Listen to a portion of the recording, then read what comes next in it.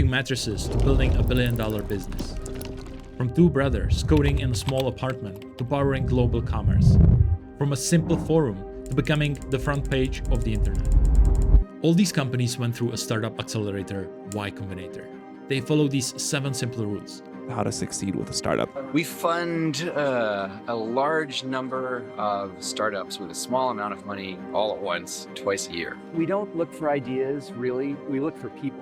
We look for people who are animals, people who are super determined, like crazy determined. Their founders were once like you, someone with just a vision and no starting point. You might think, I'm not a tech startup, therefore it doesn't apply to you. But this video will show you the Y Combinator model has no requirement for education, money, or even age. Y Combinator helped 60 companies to get over $1 billion valuation. They've spent 19 years perfecting only one thing: finding a company in the early stage and growing it exponentially. I will tell you the foundations of Y Combinator, then step by step how they grow companies, and finally the 7 simple rules to reach 1 billion. The foundations were built on March 11, 2005 by Jessica and her partner Paul Graham. Their question was, what would happen if they would invested $100,000 of their own money to fund a summer program for undergrads that wanted to launch a startup? Well, 18 days later, they read the first 100 applicants. 10 days after that, YC partners are having face-to-face interviews with startups, and everything is happening so fast. And who applied? On this photo is a whiteboard where you can find the first list of companies that applied. For example, Cell Food Muffin, which was a nickname for Steve Hoffman, that founded Reddit. Only at that time, he was 15 years old. And yes, Reddit is one of the first companies that joined YC. There was also Justin Kan, the founder of today's Twitch. In the very first batch, there was one more prodigy unknown at that time, Sam Altman, who later not only became the CEO of Y Combinator, but also started one of the world's most important companies today, OpenAI.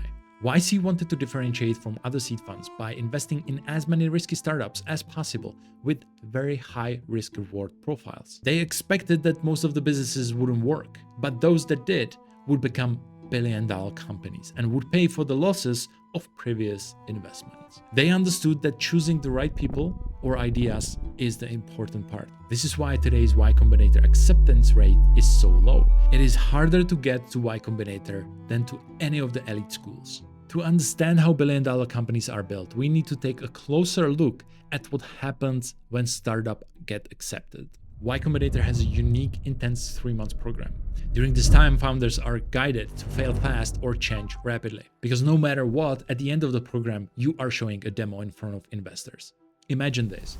It's winter 2009. You applied to YC, not expecting much. After all, you are just a couple guys renting out air mattresses in your apartment.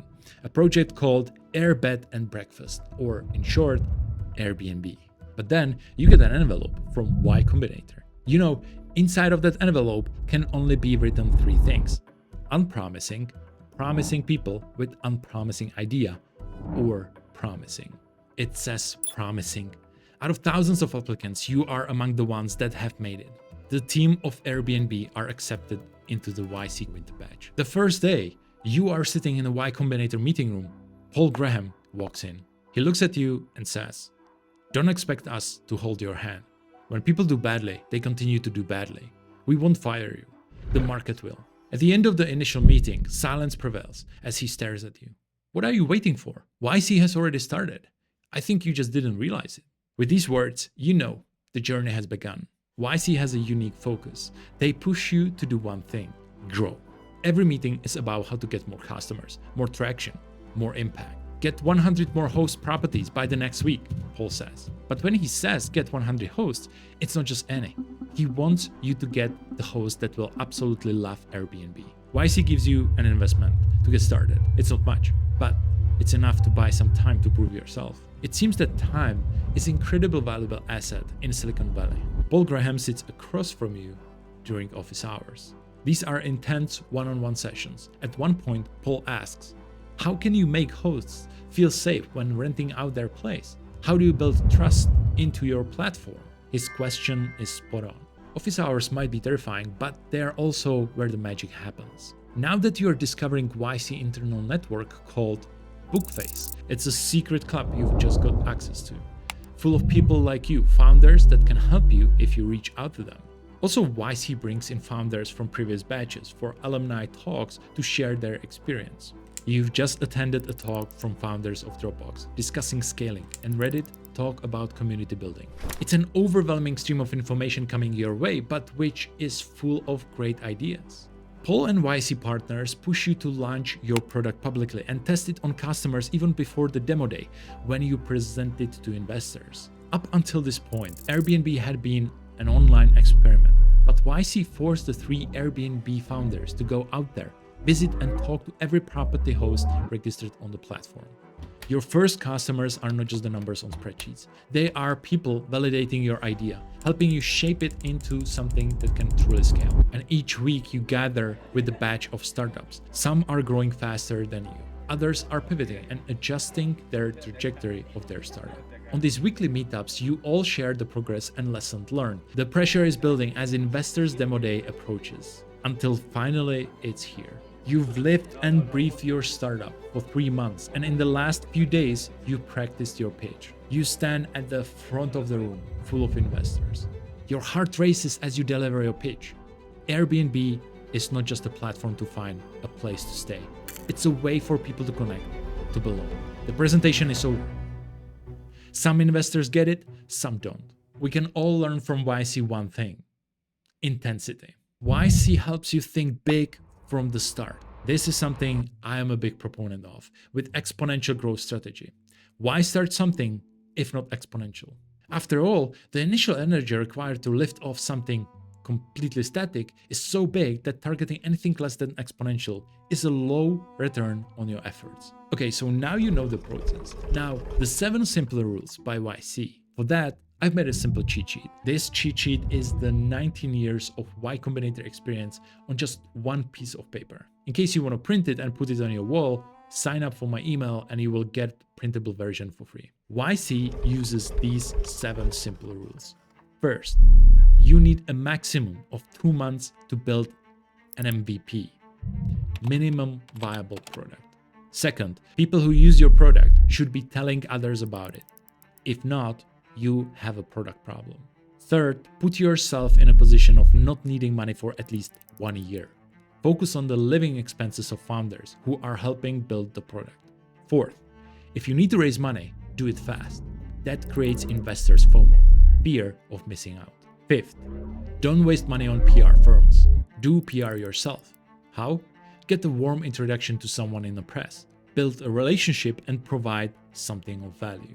Sixth, when you hire smarter people than yourself. Your first hires influence your next hires the most. Seventh, at least 50% of founders should be technical or programmers. I assume most of the people watching are not technical or programmers. Does it mean that we cannot build something of value? Jeff Bezos started Amazon, the e-commerce mega company, and he wasn't technical. Brian Chesky from Airbnb, Howard Schultz from Starbucks, even Williams from Twitter, Red Hoffman from LinkedIn, Daniel Ek from Spotify. They all weren't technical, and the list goes on. I went through the strategies of hundreds of exponential companies, and it's not rare to see people without technical background succeed. Just because you don't check some of the boxes in a YC cheat sheet, don't give up. Yes, if you check most of them, you have a good chance of becoming a billionaire. But not every project survives. 90% of startups fail. Don't close your eyes right now, because this is what the real business looks like. It also means it usually takes more attempts. Most successful founders are on their second or third attempts. Also, did you notice that YC mentioned nothing about age, nothing about education, and nothing about money? At the end of the day, YC spends only 10 minutes with founders before making decision. That sounds like an insanely short amount of time to show them what you are about. It is not your smile, but your product and your execution that are the proof of exceptionality. And if you want to know how YC actually makes money, YC is a seed fund. This means they usually invest around $100,000 to your startup. They take approximately 7% of your company. And after demo, if investors invest, you usually give out 30% of your company in total. And at the end of the day, they are the one who won because they were ready to invest in 15-year-olds. But most funds will be interested in well-educated dressed adults. So if you want to become a billionaire, but you're like me and you don't know how to code, the question is why Combinator becoming obsolete and falling behind because of its own culture? Jensen Huang, the CEO of NVIDIA, said, "Don't learn to code. We are not that far from the time when AI will write the code for us, just with a human language prompt. For example, write to-do software for gym trainers." If Jensen is right, we are the new wave of entrepreneurs that have other attributes like persistence, ideas, execution, connections, and skills of problem solving without knowledge how to code. And this is our opportunity. If you are someone like that, let me know in the link below, because I help founders start or grow their business faster. And in the meantime, you can watch how Jensen, the longest running tech CEO, grew NVIDIA by 330,000%.